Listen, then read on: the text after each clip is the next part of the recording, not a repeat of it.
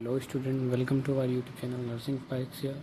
In today's video we will discuss about the topic head injury in the subject adult health nursing. So without wasting our time, let us start the video.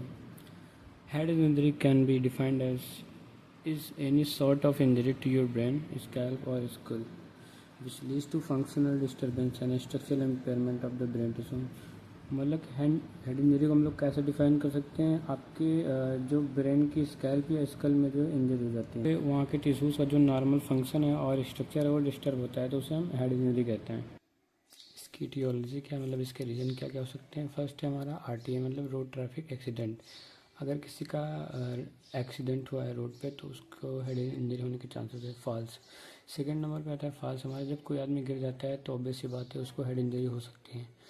Third one है violence, मतलब कि अगर कहीं पे लड़ाई झगड़ा हो जाता है तो उसमें भी हेड इंजरी होने के चांसेस रहते हैं।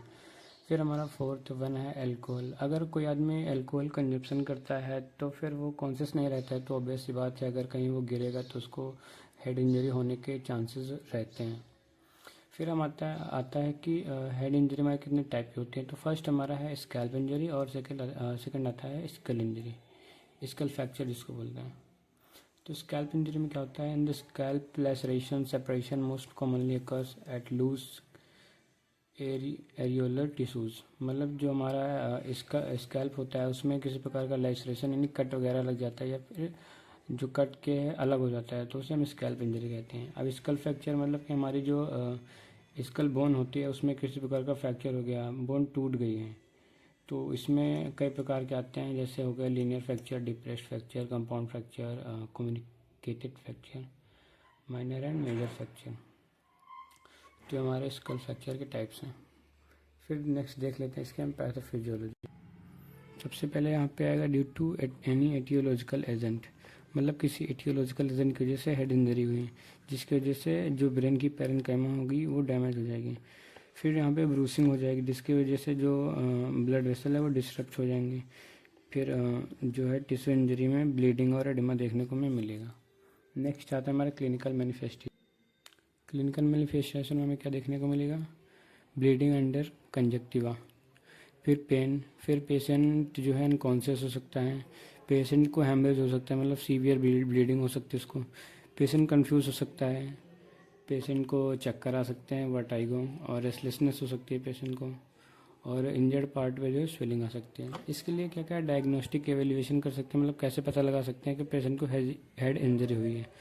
सबसे पहले आता है हमारा न्यूरोलॉजिकल एग्जामिनेशन। तो इसमें हम लोग क्या करते हैं, पहले हिस्ट्री कलेक्ट करते हैं, उसके बाद पेशेंट का फिजिकल एग्जामिनेशन करते हैं जिसकी वजह से हमें पता चल जाएगा कि पेशेंट की हेड इंजरी हुई है। सेकंड आता है सीटी स्कैन, फिर एमआरआई कर सकते हैं हम लोग, हेड का एक्सरे करा सकते हैं, ईईजी करा सकते हैं। ईईजी में क्या होता है कि जो हमारी ब्रेन की इम्पल्सेस होती है उनकी एक्टिविटी पता चलती है। फिर सेरेब्रल एंजियोग्राफी करा सकते हैं। फिर नेक्स्ट बात आती है कि इसका मैनेजमेंट हमें कैसे करना है। तो सबसे पहले मैनेजमेंट में क्या करना है कि आईवी फ्लूइड एडमिनिस्टर करना है, क्योंकि जब हेड इंजरी होगी तो हमारा जो है सीवियर ब्लड लॉस होगा जिसकी वजह से डिहाइड्रेशन होने के चांसेस रहते हैं, पेशेंट हाइपोवोलेमिक शॉक में जा सकता है। तो सबसे पहले जो हमारा काम होगा वो आईवी फ्लूइड एडमिनिस्टर करेंगे।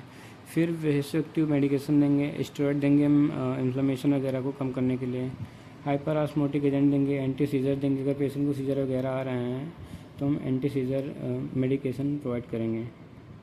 Non depolarising neuromuscular blocking agent देंगे पेशेंट को हम।